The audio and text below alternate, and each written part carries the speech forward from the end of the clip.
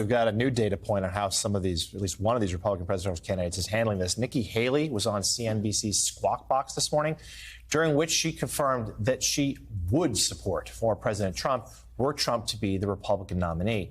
Then she went on to list the reasons he would lose in the general election. Take a look. I have said it very clearly that we need a new generational leader. We've got to leave this negativity behind. Are there problems in our justice? Would you support him if he gets the nomination? I would support him because I am not going to have a President Kamala Harris. We can't afford that. That is not going to happen.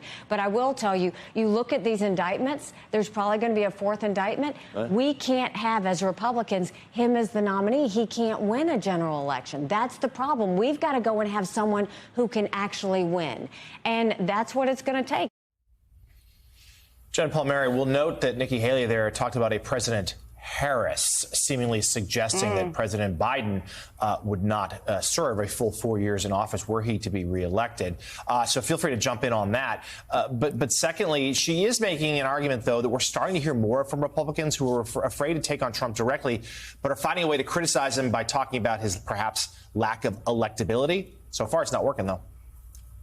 Yeah, I did know. I've been paying attention to Nikki Haley for a while in the last few weeks because she, more so than any other Republican candidate, it seems to be trying to do a nuanced, very poll-tested argument about why Trump can't win. It's kind of a gold watch strategy, right, to say, which I think with Republican voters is probably more effective than Chris Christie, which is, you know, full-on bludgeoning of Trump and things that he did wrong, not just that he can't win. So I've seen her for a while say, you know, if there's more indictments, it's going to be chaos and confusion. Even if he's elected, he can't get something. He won't be able to get anything done. To make the argument that even though we may like him, he can't win.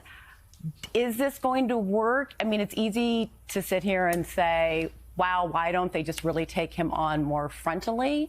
And that's the powerful way to actually beat your opponent. I just don't know that it would work. So he's probably just going to be the nominee, but ceding the ground as Haley and a couple others are doing to show he can't win is probably their best opportunity to beat him, but I still just don't see how this pans out. I'm not sure, you know, Amy was making the point that Iowa voters and New Hampshire voters are probably going to be nervous about Trump's electability, and I think that's true. I'm just not sure how much in the end those early primary states are going to matter when Trump's got such a head of steam nationally come Super Tuesday. Even if he doesn't do well in these early states, he could just overwhelm everybody.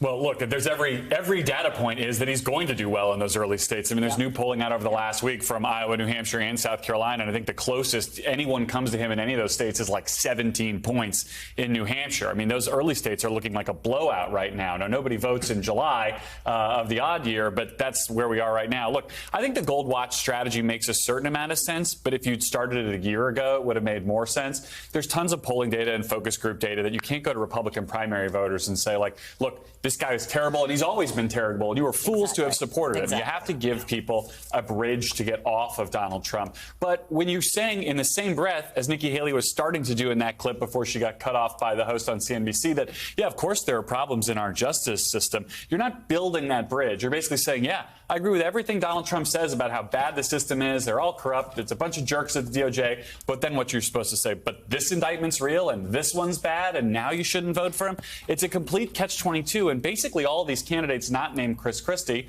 who can't do it because of his favorables, as you pointed out, are terrible, are stuck in this box where there's no good way for them to go at him now that it's basically already too late in a lot of ways. And Trump has weaponized these prosecutions, these indictments, and he's really personalized it for his voters, saying, well, they're coming, it's about you, not just about me. And to this point, that seemingly has struck a chord and has worked.